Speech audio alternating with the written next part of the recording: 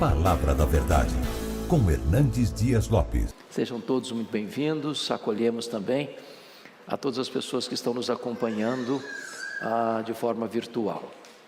Hoje nós vamos tratar do Salmo 112. Peço que você abra a sua Bíblia neste Salmo. Salmo 112. Este é um salmo anônimo. Nós não temos definição de quem o escreveu. Este é um salmo acróstico e ele trata das bênçãos prometidas àqueles que temem ao Senhor, àqueles que obedecem os mandamentos de Deus. Então, abra sua Bíblia aí e vamos ler este belíssimo poema que contém 10 versículos. Está escrito o seguinte, Salmo 112: Aleluia! Bem-aventurado o homem que teme ao Senhor e se compraz nos seus mandamentos. A sua descendência será poderosa na terra, será abençoada a geração dos justos. Na sua casa há prosperidade e riqueza, e a sua justiça permanece para sempre. Ao justo nasce luz nas trevas, ele é benigno, misericordioso e justo. Ditoso o homem que se compadece e empresta, ele defenderá a sua causa em juízo. Não será jamais abalado, será tido em memória eterna. Não se atemoriza de más notícias, o seu coração é firme, confiante no Senhor.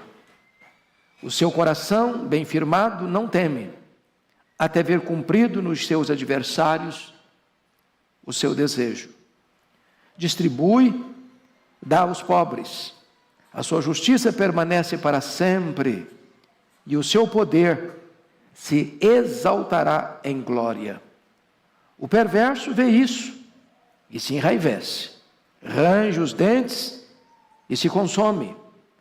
O desejo dos perversos perecerá. Bom, vocês bem sabem que o maior livro da Bíblia é o livro de Salmos.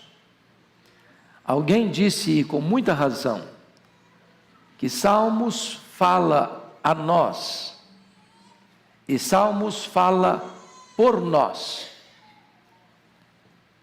É o livro dos cânticos, das orações, dos desejos, dos lamentos, das dores, das consolações do povo de Deus.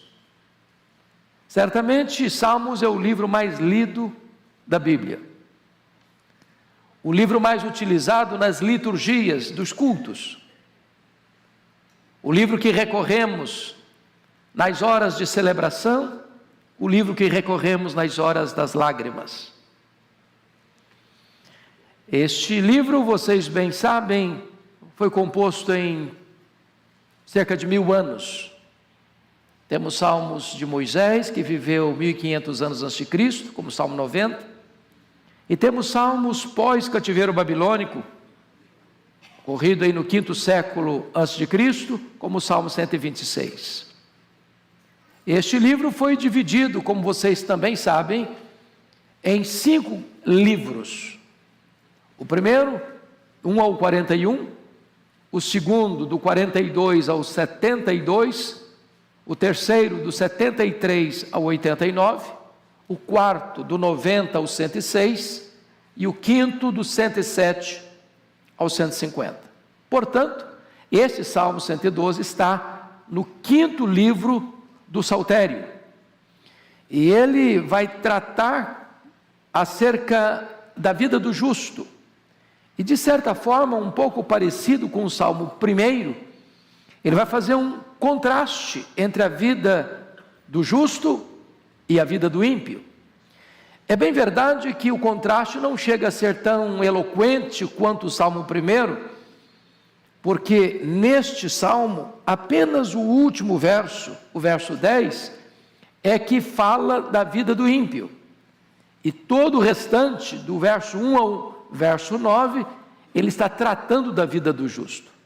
Mas certamente, assim como o justo, no salmo 1, é como uma árvore frondosa, plantada junto à fonte, frutífera, abençoadora, e o ímpio considerado como palha que o vento dispersa, o justo sendo abençoado por Deus, e o ímpio não permanecendo na Assembleia dos Santos, mas enfrentando o juízo divino, aqui ele contrasta o fato do justo ser abençoado por Deus, e o ímpio, vendo essa bênção de Deus sobre o justo, ficando muito raivoso, a ponto de ranger os dentes, se enraivecer e ver o desejo dos perversos perecendo. Então, eu gostaria que nós olhássemos esse texto, tirando aqui então a primeira lição. Primeiramente, vamos ver a felicidade do homem temente a Deus no verso 1. Está escrito o seguinte: aleluia, bem-aventurado o homem que teme ao Senhor e se compraz nos seus mandamentos. Então aqui tem duas coisas dignas de destaque. Primeiro, a causa da felicidade do justo. Está escrito, aleluia, bem-aventurado o homem que teme ao Senhor.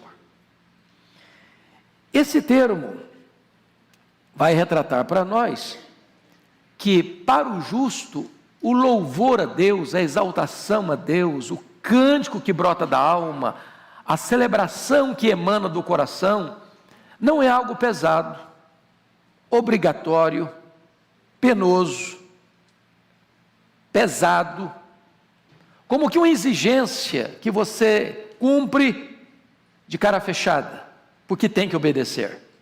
Não, a adoração a Deus, o louvor a Deus, a exultação em Deus, essa exclamação, aleluia, louvado seja o nome do Senhor, é algo espontâneo, livre, leve, prazeroso, é o sentido da própria vida. E notem vocês que o texto vai mostrar a causa da felicidade está no temor do Senhor. Bem-aventurado o homem que teme ao Senhor. Agora, o que é temer ao Senhor? Algumas pessoas defendem a interpretação de que temer a Deus é ter medo de Deus. Você tem que ter medo de Deus. E não obstante, devamos ter mesmo medo de Deus, porque somos pequenos e Ele é grande. Somos finitos e Ele é infinito. Somos limitados, Ele é soberano. Somos temporais, Ele é eterno. Somos os réus e Ele é o juiz. Então é preciso temer mesmo. Porém, a palavra temer aqui não tem essa conotação, mas tem a conotação de reverência, de você perceber que Deus é soberano, e você depende dEle, e o propósito da vida é agradar a Ele. Então eu vou ilustrar no plano humano.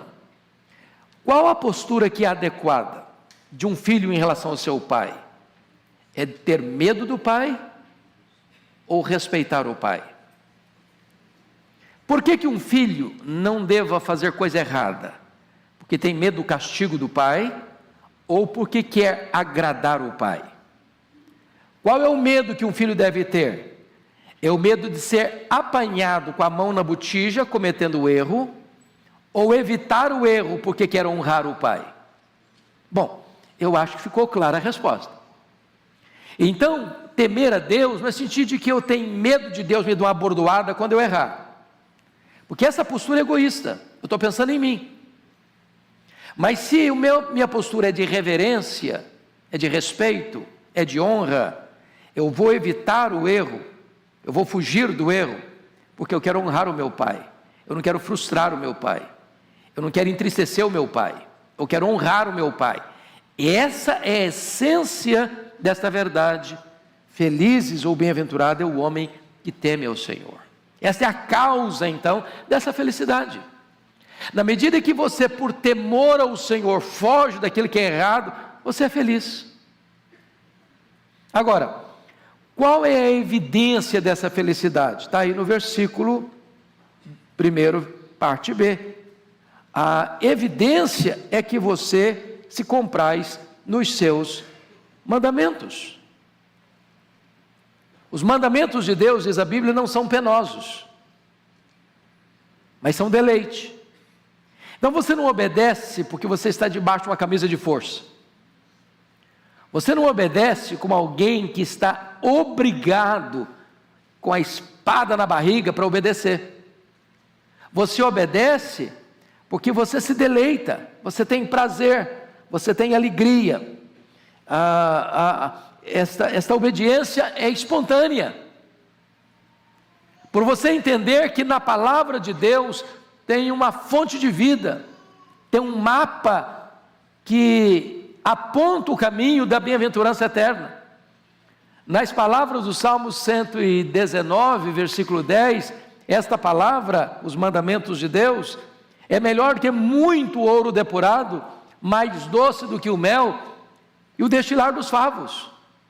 Esta palavra você aguarda no coração, como o Salmo 119 diz, de que maneira poderá o jovem guardar puro o seu coração? Observando, segundo a tua palavra. E ele diz ainda mais, no versículo 11, guardo no coração a tua palavra, para não pecar contra ti. Você guarda a melhor coisa, a palavra, no melhor lugar, o coração, com o melhor propósito, para não pecar contra Deus. Então, na medida que você teme a Deus, a evidência disso, de que você teme a Deus, é que você tem prazer e deleite na palavra de Deus. Meus irmãos, aqui nós temos um mapa que aponta para um tesouro inesgotável.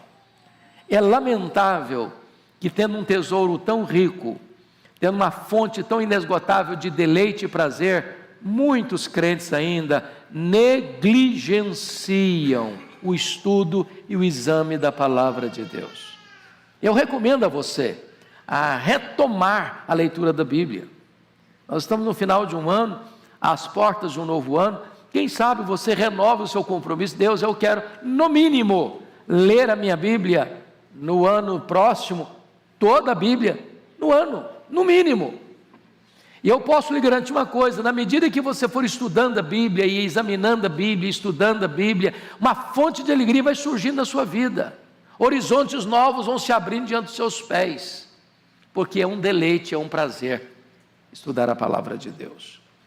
Bom, segundo ponto que esse texto vai mostrar para nós, são as bênçãos especiais do homem que teme a Deus, do homem bem-aventurado. E aqui o salmista, nós não sabemos que salmista, que compositor compôs esse poema, ele vai elencar 7 bênçãos especiais daquele que teme a Deus. Então vamos ver, primeira bênção, olha aí o versículo 2, a sua descendência será poderosa na terra, será abençoada a geração dos justos.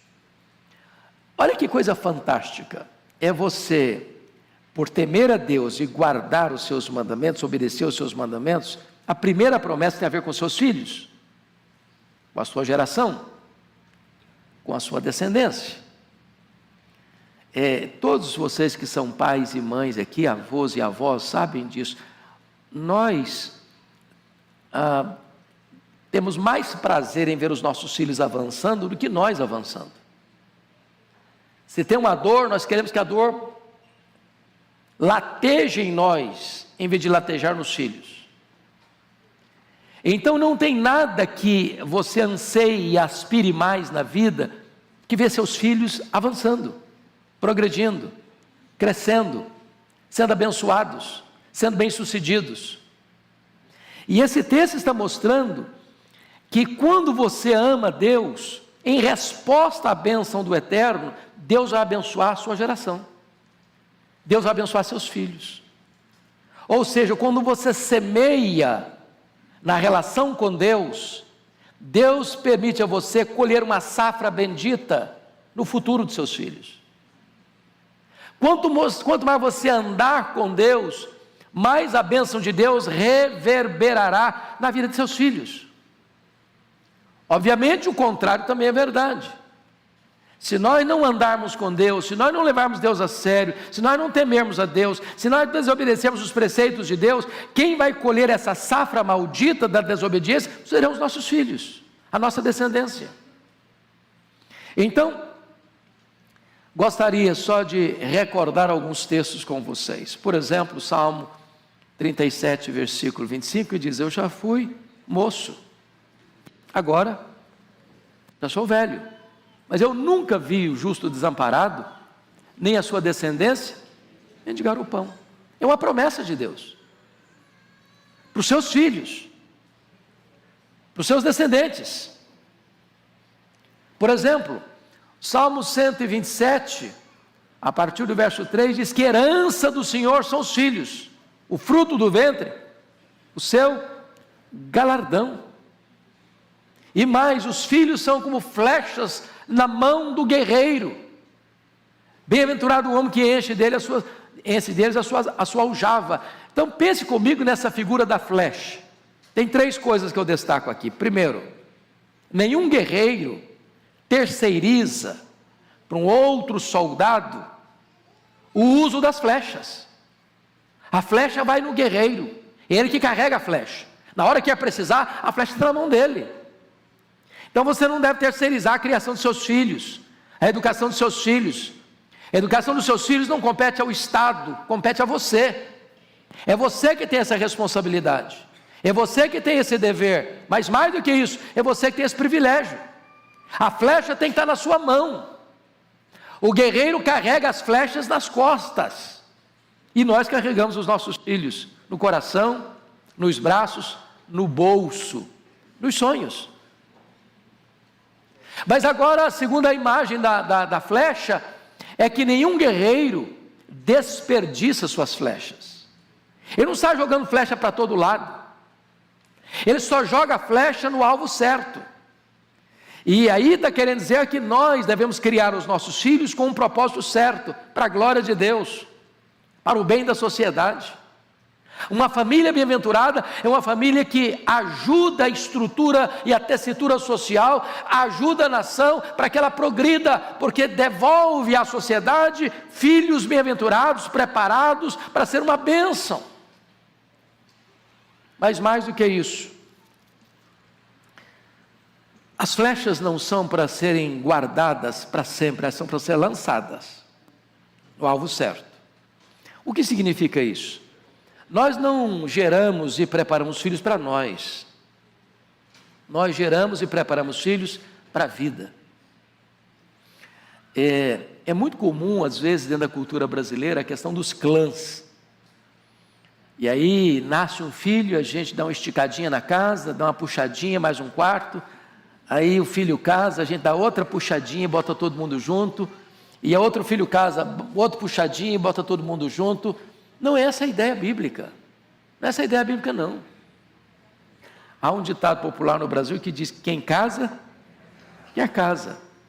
É melhor você morar numa meia água, mas ter a independência de dar rumo à sua família, do que você morar numa mansão com seu pai e com a sua mãe. Porque agora é uma nova família, é um novo núcleo, é uma nova realidade. Precisa ter novos rumos. E os pais prepara os filhos exatamente para isso. Ele lança as flechas, ele não segura as flechas.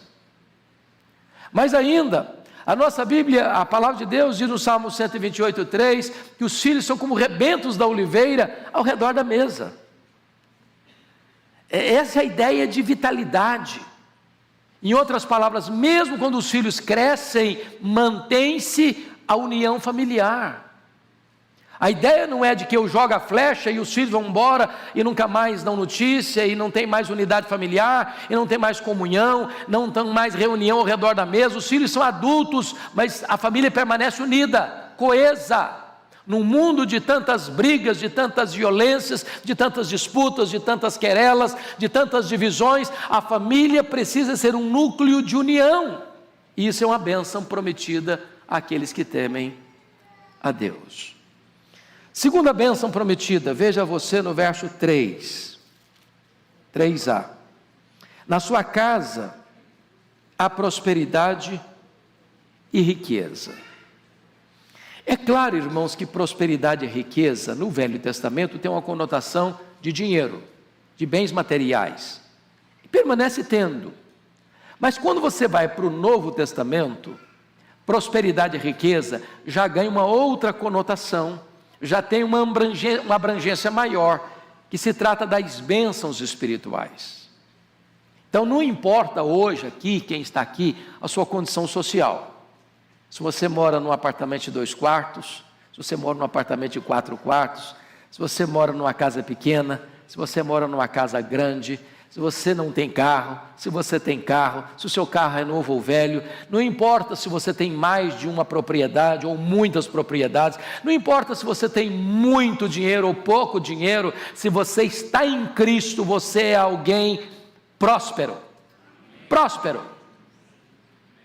Porque lá em Provérbios diz que há muitos ricos pobres e há muitos pobres ricos.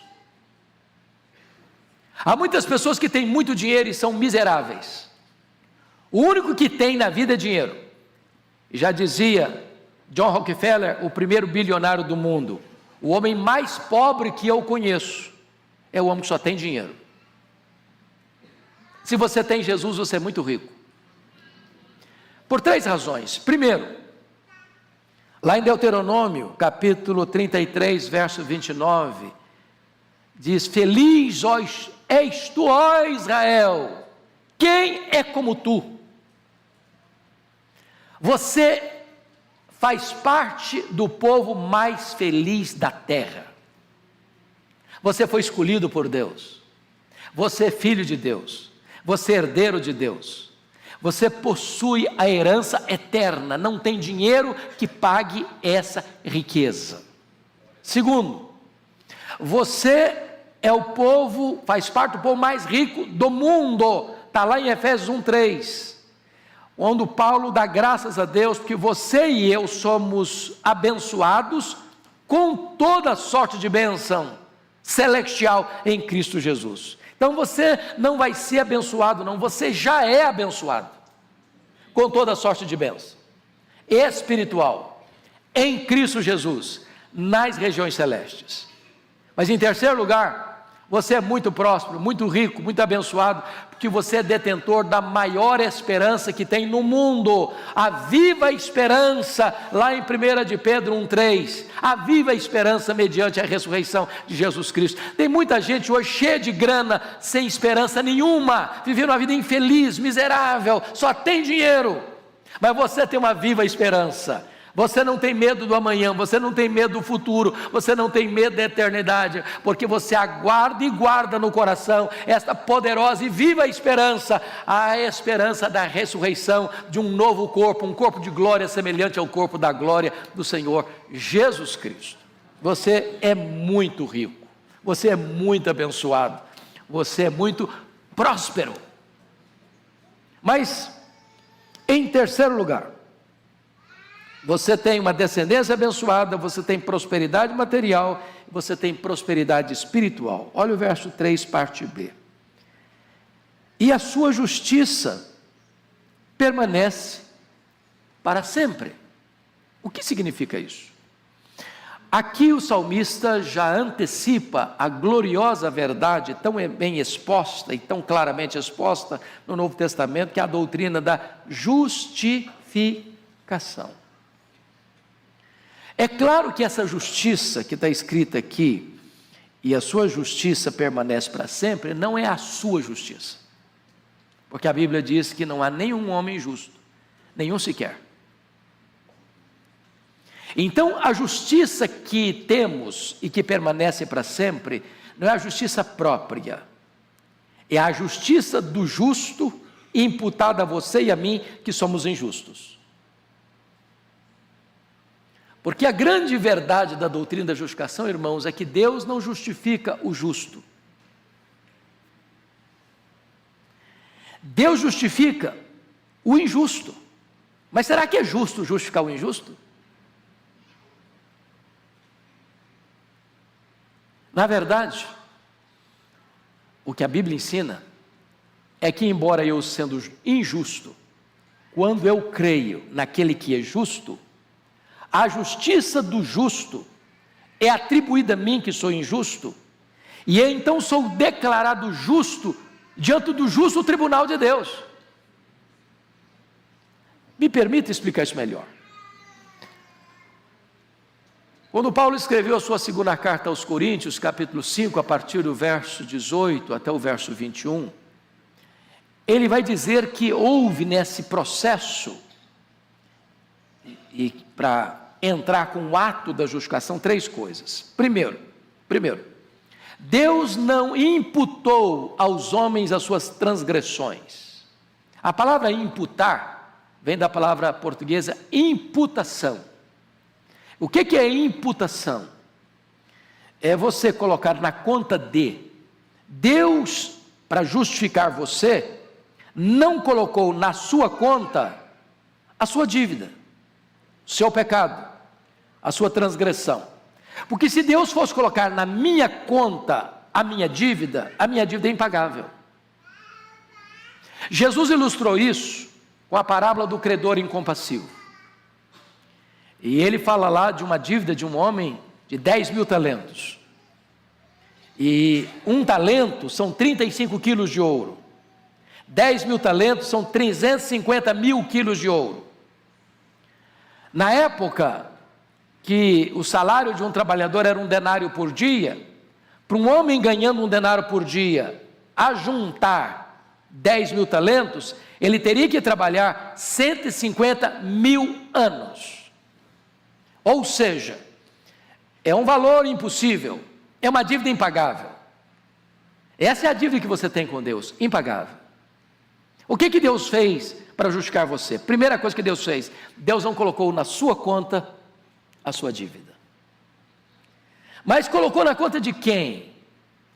A Bíblia diz que aquele que não conheceu o pecado, Deus o fez pecado por nós. E diz a Bíblia que Deus lançou sobre o seu Filho na cruz a iniquidade de todos nós. Ele foi feito pecado por nós. E o que ele fez com a minha dívida ao ser levado para a cruz? Diz Colossenses 2,14, que ele pegou esse escrito de dívida que era contra nós, o anulou, o rasgou, o encravou na cruz e deu um brado: tetelestai, está consumado, está pago. Aquele que crê em mim não deve mais nada. Jesus pagou a sua dívida não com ouro, não com prata, não com coisas corruptíveis, mas pagou a sua dívida com o seu sangue, de tal maneira que agora você não tem mais dívida. A sua dívida foi quitada, foi paga, e paga pelo Filho de Deus. Mas agora vem a terceira coisa, está lá escrito em 2 Coríntios 5, 21 assim: aquele que não conheceu o pecado, Deus o fez pecado por nós, para que nele, Jesus, nós fôssemos feitos justiça de Deus. O que significa isso? Deus agora pega toda a justiça do seu Filho, deposita na sua conta, Ele imputa a você, põe na sua conta toda a justiça do seu Filho. Isso é um ato, não é um processo. Isso é um ato jurídico, isso é um ato legal, isso é um ato forense. Deus vai e põe na sua conta toda a justiça do seu Filho. Quando Deus pega a sua ficha lá no tribunal do céu, está escrito lá: justificado. Não só não tem mais dívida, mas tem um crédito infinito. Toda a justiça do meu Filho está na sua conta. Vocês têm agora uma justiça eterna. É isso que está escrito aqui no versículo de número 3, parte B. Ele, o que está escrito? Veja comigo. E a sua justiça permanece para sempre. É por isso que Paulo escreve Romanos capítulo 8, verso 1 assim: já nenhuma condenação há mais para aqueles que estão em Cristo Jesus, nosso Senhor. Bendito seja Deus. Terceiro lugar. Aliás, quarto lugar. Então, descendência abençoada, prosperidade material, prosperidade espiritual. Agora, quarto, consolo nas aflições. Olha outra bênção: ao justo nasce luz nas trevas. Ele é benigno, misericordioso e justo. Então preste atenção aqui. O justo não é poupado das trevas. Trevas aqui é uma figura de linguagem para representar as horas difíceis da vida, os vales da vida, os sofrimentos da vida, as provas da vida. Eu acho que todos vocês sabem disso. Nenhum de nós aqui está vivendo uma estufa. Nenhum de nós aqui consegue fazer com a vida o que você faz com o seu carro às vezes. Blinda o carro. Você blinda o carro, mas você não blinda a vida. Você está exposto. Você está exposto à doença. Você está exposto a um problema circunstancial, como a pandemia. Crente morreu de Covid, igual o ateu morreu de Covid. Você está exposto numa situação de catástrofe natural, de um tremor de terra, de um terremoto, de um maremoto, de um tsunami, de uma tempestade, do mesmo jeito que o seu vizinho que não crê em Deus. Você enfrenta as mesmas circunstâncias que outras pessoas que não têm temor de Deus enfrentam.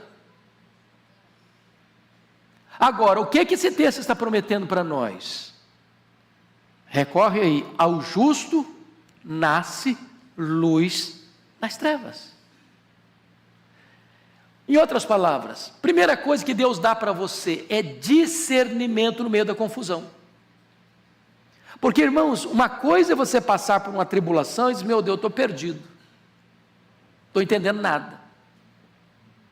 Outra coisa é você passar por uma prova e você ter discernimento espiritual, para saber qual é a pedagogia de Deus. Então vamos lidar com a Bíblia.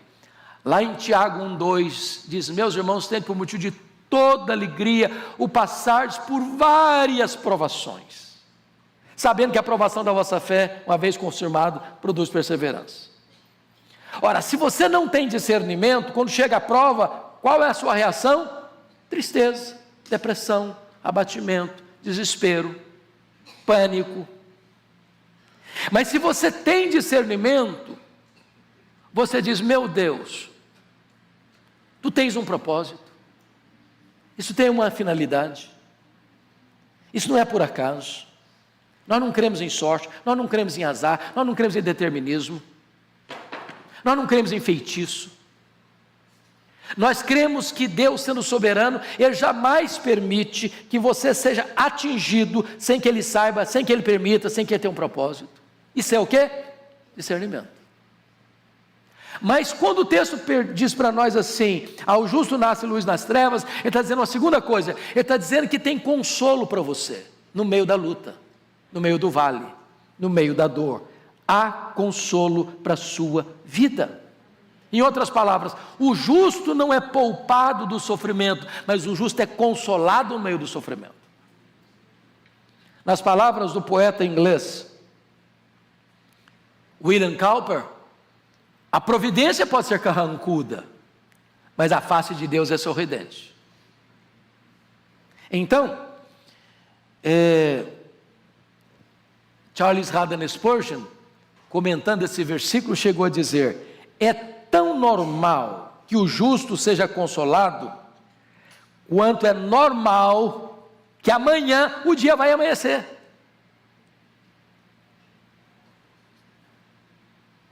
Quando escurece, a noite chega, o que você tem certeza que vai acontecer? É que o novo dia vai fazer o quê? Vai amanhecer. Você não acredita que a noite vai ser permanente. Você não acredita que o outro dia não vai surgir. A noite está escura, mas o sol vai voltar a nascer. A luz vai surgir no pico dos montes. Assim como você tem a convicção de que o dia vai amanhecer, que a luz vai surgir depois das trevas, assim também você crê que Deus vai trazer consolo para você no meio das lutas e das provas da vida. Louvado seja o Senhor. Mas me permita agora a quinta bênção prometida. Felicidade em socorrer os necessitados. Olha aí comigo o verso 5. Você pode ler o verso 5 comigo? Vamos juntos? Ditoso o homem que se compadece e empresta. Ele defenderá a sua causa em juízo. Vamos ao 9, que tem a mesma conotação. Vamos lá? Distribui, dá aos pobres, a sua justiça permanece para sempre, e o seu poder se exaltará em glória. Meus irmãos, olha que coisa preciosa. Essa é uma bem-aventurança do justo. Ele tem prazer em ajudar. Ele entende o que Jesus disse: mais bem-aventurado é dar que receber. Você quer saber se o cara é crente mesmo? Veja se ele é generoso. Vocês se lembram lá em Lucas capítulo 3, versos 10 e 11, quando João Batista está pregando no deserto para multidões, e as multidões perguntam para João Batista assim: o que haveremos de fazer diante desta mensagem de arrependimento? E ele respondeu para as multidões assim: quem tiver 2 túnicas, dê uma para quem não tem. Quem tiver comida, faça o mesmo. O que ele está dizendo? Você quer saber se o cara é crente mesmo? Veja se ele é generoso. Meus irmãos, não combina crente mão de vaca, pão duro, suvina, avarento. Não combina. Crente tem coração aberto, crente tem bolso aberto, crente tem mãos abertas, crente tem a casa aberta, crente é generoso. Generoso. É curioso que a figura de João Batista parece não fazer muito sentido para nós. Quem tiver 2 túnicas, dê uma. Porque eu pergunto para você, aos homens aqui, quantas camisas você tem no seu guarda-roupa? Eu pergunto para as meninas de 100 anos para baixo aqui. Quantas blusas, quantos vestidos você tem no seu guarda-roupa? Eu sei que nem você sabe. Tem mais do que você já contou. Naquela época não era assim. Naquela época, quando uma pessoa comprava uma túnica, ele usava a túnica até acabar. Quem tinha 2 túnicas era só fulano. Hoje os bens de consumo são muito fáceis. Muito fáceis. Você compra roupa até para você não vestir. É curioso isso. Tem gente que compra uma roupa, ele bota a roupa no guarda-roupa e nunca veste. Porque é a pressão do consumismo, né? O cara passa na loja, acha bonito, está em promoção, falou: vou comprar. Não está precisando, nem vai usar, mas compra a si mesmo.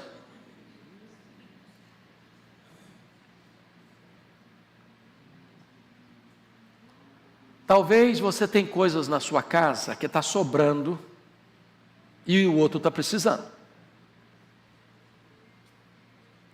Talvez a sua despensa está abarrotada e na sua conta bancária está sobrando dinheiro. Aliás, dinheiro não sobra, né? Mas você podia usar para abençoar uma pessoa. Então esse texto está nos mostrando que feliz não é o homem que toma emprestado, feliz é o homem que empresta. Mas mais do que isso, feliz é o homem que se compadece, porque você só empresta quando você se compadece. Primeiro você se compadece, depois você socorre, depois você ajuda. E ele diz mais no verso 9: distribui. Em outras palavras, ele não retém com usura, ele distribui com generosidade. Mas notem vocês, ele não só empresta, ele dá. Porque tem hora de emprestar e tem hora de dar. Alguém já disse que se você empresta dinheiro, você cria um inimigo. Então tem hora que você sabe a hora de emprestar, porque emprestar implica em você ter confiança que o outro vai pagar. É por isso que a Bíblia exorta você nunca ser avalista. O que é ser um avalista? E você garantir que quem contraiu a dívida vai pagar a dívida. E se ele não pagar, você paga. Neste mundo hoje, tanta gente desonesta, aproveitadora, gente que vive de dar golpe nos outros, você tem que ter cautela. Já naquela época tinha que ter cautela. Então, deixa de lado essa lição aí da prudência. E você vai saber a hora que você precisa emprestar. Porque tem hora que você precisa de socorro e alguém socorre você, porque confia em você, sabe quem é você, sabe o seu caráter. E você não vai assumir dívidas que você não tem condições de cumprir. E você sabe a hora de fazer o quê? De dar. Não estou emprestando, eu estou dando. Estou dando. O pobre você dá. Você tira do seu e diz, toma, é seu. E aqui, meus irmãos, me permita uma colocação da mais alta importância. Porque às vezes essa cultura do dar, a gente precisa aprender. E aprender em casa. Aprender em casa. Eu aprendi isso com a minha mãe. Minha mãe é uma mulher criada na roça. O Senhor já a chamou para a glória. E sempre me impressionou isso. Ela ia fazer as compras da casa, se fazia a compra do ano, ela comprava 5, 6, até 10 vezes mais do que ela precisava. Eu falei, mãe, para que isso? Não, porque eu tenho um compromisso de abençoar outras pessoas. Então, quando você tem o hábito e a cultura e o entendimento bíblico de que você é feliz quando você dá, distribui, aquilo abençoa a sua vida mais do que abençoa a pessoa que recebe, Deus vai abençoando a sua vida. Então, eu quero fazer um desafio a você, porque a Bíblia, ela é um livro não só para você guardar na sua cabeça, para você praticar. Se você só guarda conceitos na sua cabeça e nunca pratica, você não é abençoado não. Aliás, você aumenta a sua responsabilidade e aumenta o juízo também, que Deus vai cobrar mais de você. Então nós estamos chegando ao final do ano, Natal está chegando aí, eu queria fazer um desafio para você hoje, para todos nós aqui, de você pensar em alguém que você conhece, talvez uma pessoa que trabalha na sua casa, talvez um parente seu, talvez um vizinho seu, para neste final de ano, você dar uma oferta especial. Mas não é dar oferta especial no sentido de dar uma barganha, fazer uma barganha não. Falou, Deus, eu vou dar 10, porque eu quero receber 100. Aí você está sendo um financista. Você está fazendo um jogo econômico. Mas faça esse propósito. E não é só porque está chegando no final do ano, não. Faça um compromisso de ser um abençoador.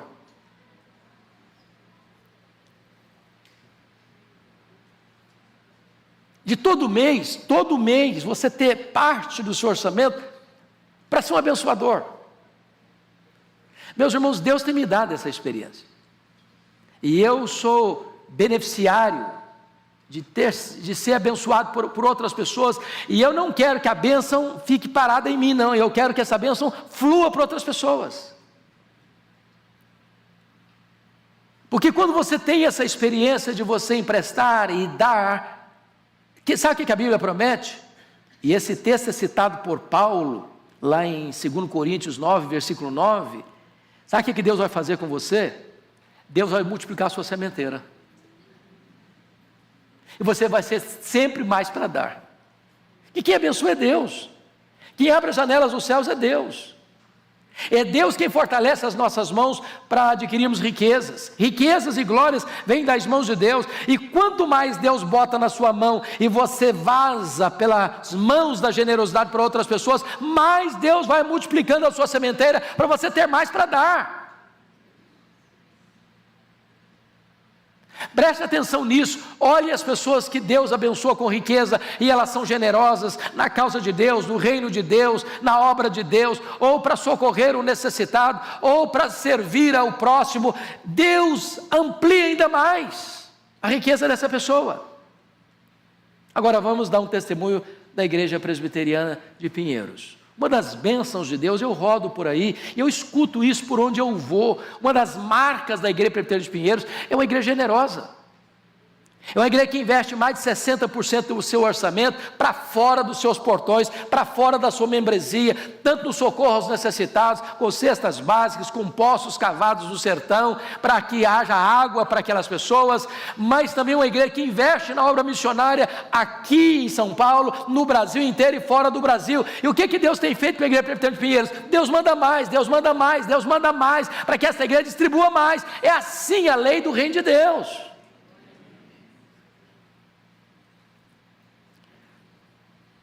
A Bíblia diz assim: aquele que retém mais do que é justo, isto é pura perda, mas a alma generosa prosperará. O resultado disso, está escrito aí, Deus defenderá a sua causa em juízo, a sua justiça permanece para sempre, e o seu poder será exaltado em glória. A promessa de Deus para o generoso. Sexta bênção prometida. Veja você aí, versículo 6. Não será jamais abalado, será tido em memória eterna. Duas coisas aqui que eu chamo a atenção. Primeiro, o justo tem estabilidade na adversidade. Não será jamais abalado. Isso não significa que ele nunca vai ter prova. Já olhamos isso. Mas a prova chega e ele vai ser o quê? Fortalecido. Para mim, um exemplo clássico disso aqui é Jó. Sabe o que a Bíblia fala de Jó? Que ele era os olhos do cego, as pernas do aleijado e o auxílio das viúvas, carentes, necessitadas. Em outras palavras, Jó era o quê? Um homem generoso. Ele foi poupado de provas? Não. Ele foi provado e provado duramente. Todas as pessoas ao redor dele se desestabilizaram. Ele manteve-se firme. É promessa de Deus. Deus vai segurar você. Deus vai fortalecer você. A tempestade chega, a crise chega, a dor chega, a enfermidade chega, o problema da família chega e você vai permanecer firme, inabalável. Louvado seja o Senhor. Não é porque você é forte não, é Deus quem fortalece você. E aí, o versículo prossegue, no verso 6, na parte B, diz: será tido em memória eterna, mesmo depois que você partir. A sua memória, a sua história, o seu legado, o seu exemplo, vai continuar inspirando e motivando outras pessoas. Me permita um exemplo contrastante. Pensa comigo em Barnabé, pense comigo em Ananias e Safira. Ambos são lembrados hoje. De que maneira que Barnabé é lembrado? Como um homem generoso.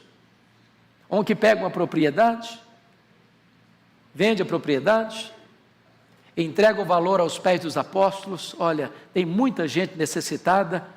A fome mundial estava lá, profetizada no período do imperador Cláudio, 31 a 54, depois de Cristo. E ele dizia: eu quero que parte dos bens que Deus me deu seja usado para ajudar as pessoas necessitadas nesse tempo de fome mundial. Então, até hoje, quando você fala de Barnabé, você tem a memória dele como um homem que foi generoso. Aí você tem um outro exemplo, Ananias e Safira, diz: vamos fazer também. Eu vou vender também uma propriedade e vou ajudar os pobres. Qual era a intenção dele? Se autopromover. Qual a atitude dele? Esconder parte do valor. Ele não queria a glória de Deus, ele não buscava atender a necessidade das pessoas, ele queria usar a mesma forma de forma hipócrita, mentirosa, traiçoeira, para se autopromover. Até hoje, quando você fala de Ananias e Safira, você lembra de quê? De gente hipócrita, de gente mentirosa, de gente que se quis promover, gente que usou os recursos não para abençoar prioritariamente, mas para se autoelevar. E aí, a história dele é maculada por essa postura. Mas, vamos agora à última lição do texto. A última lição do texto. Confiança inabalável. Olha os versos 7 e 8. Você pode ler comigo? Vamos lá? Vamos juntos?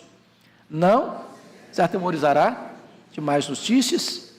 Seu coração é firme, confiante no Senhor. Seu coração, bem firmado, não teme, até ver cumprido nos seus adversários o seu desejo. O que esse texto quer dizer para nós, irmãos? Seu coração, não, versículo 7, não se atemorizará de más notícias. Seu coração é firme, confiante no Senhor. Tem hora que o nosso coração fica apreensivo, não fica? Esta semana, quinta-feira, a nossa netinha que nasceu dia 2, a Chloe, foi internada. Na quinta-feira, 6 dias depois que nasceu. Uma febre alta, não é comum, não é normal, uma criança com 6 dias de vida ter febre. E eu não estava viajando, o Tiago me ligou, apreensivo, internando a filhinha de 6 dias de idade, e não é simples, não é fácil, você fica com o coração apreensivo. Toda vez que você tem uma situação que você não está no controle, que você depende de uma intervenção sobrenatural de Deus, seu coração fica apreensivo.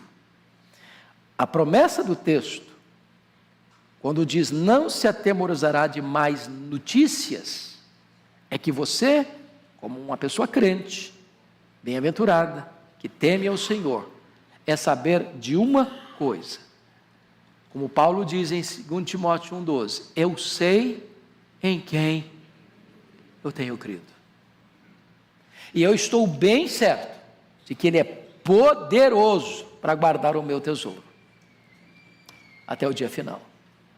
O que você tem plena consciência é de que todas as coisas cooperam para o bem daqueles que amam a Deus. E louvado seja o Senhor, a febre alta, os exames os mais diversos feitos, tirando o líquido da coluna, com medo de uma suspeita de meningite, louvado seja Deus, de ontem para cá, a febre abaixou, já saiu do CTI para um quarto, e nós estamos na expectativa de alta e louvado seja Deus. Amém. Mas o Senhor está no controle. O que você entende é o seguinte, que Deus está trabalhando por você e não contra você. De que embora você possa ter perdido o controle, Deus está no controle. E a sua vida não está solta ao léu, jogada de um lado para o outro, ao sabor das circunstâncias. A sua vida está nas mãos daquele que tem as rédeas da história nas mãos e tem todo o poder nos céus e na terra. Meus amados irmãos, e eu quero concluir essa exposição dizendo para você o fato de estar escrito aqui, você não se atemoriza de mais notícias, é a convicção de que agora a situação pode estar desesperadora, e você não está entendendo, mas você sabe de uma coisa, Deus é poderoso para num momento, virar o placar do jogo, alterar a circunstância. Conforme está escrito no Salmo 84, Deus, Ele transforma o deserto árido num manancial. Deus não só muda o sentimento do seu coração, de paz no vale, mas Ele muda o vale num manancial. Ele muda a circunstância. Então, você pode ter segurança de 3 coisas. Primeiro, O seu passado está debaixo do sangue, o sangue do Cordeiro. O seu presente está debaixo da generosa providência de Deus. E o seu futuro está debaixo das promessas gloriosas de Deus. Então você não precisa ter medo. Seu coração não precisa atemorizar. Fechando a exposição, vamos para o último verso, que ele contrasta a vida do justo, do homem que teme a Deus, com o perverso. Leia comigo em voz alta o verso 10. O perverso vê isso e se enraivece, range os dentes e se consome. O desejo dos perversos perecerá. Então aqui tem um contraste entre o justo e o perverso. O perverso, ele não tem prazer em ver você bem-sucedido na vida. Ele olha para você e não agradece a Deus porque você é abençoado. Ao contrário, ele olha para você, ele vê isso o quê? Vê isso o quê? A vida do justo sendo abençoada, sendo próspera, sendo guardada, sendo cuidada. Ele olha para esse cenário e fica com muita raiva. Muita raiva. E a raiva dele é tamanha que ele range os dentes. Mas o desejo do perverso em ver você numa pior, esse desejo dele vai perecer.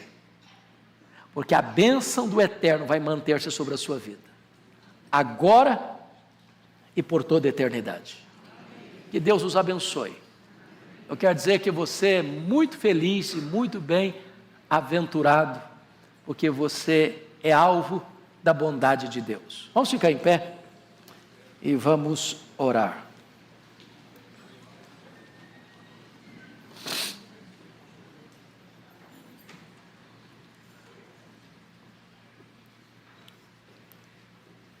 E aí, você se sente bem-aventurado? Você é um abençoado, você é uma abençoada de Deus. Você faz parte do povo mais feliz do mundo, mais rico do mundo e mais cheio de esperança do mundo. Então, levanta a sua cabeça. Pare de murmurar, pare de reclamar. E vivam a vida plena, maiúscula, superlativa. Você é muito feliz e muito abençoado. Deus, louvado seja o teu nome pela tua palavra. Que preciosa ela é, que riqueza ela contém.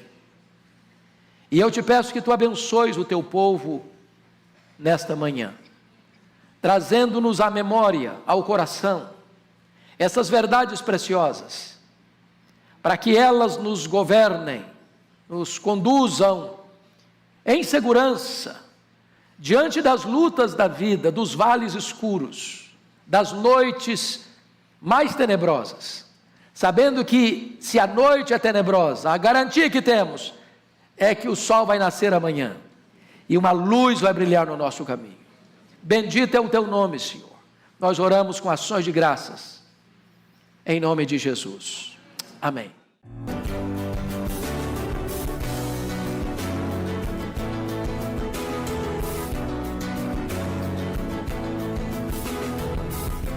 Palavra da Verdade, com Hernandes Dias Lopes.